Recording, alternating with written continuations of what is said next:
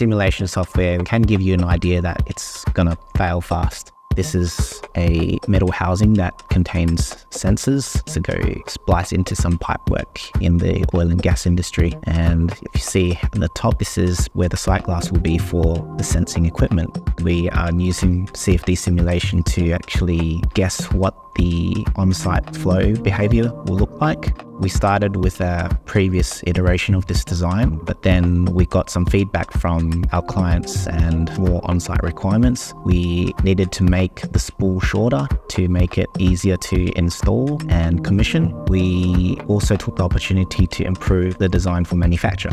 We combined those straight end segments with the tapered segment. That means those could be done on a lathe, and that would reduce manufacture costs.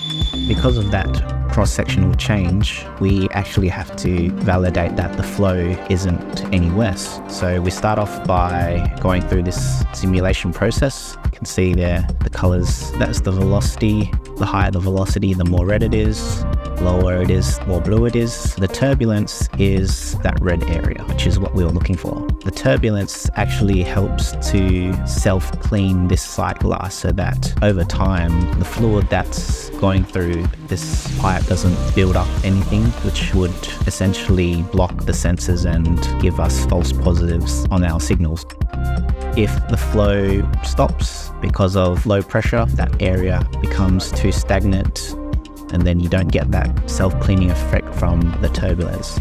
So after this, we've gone and manufactured one, and we've tested it in the loop, and it seems good.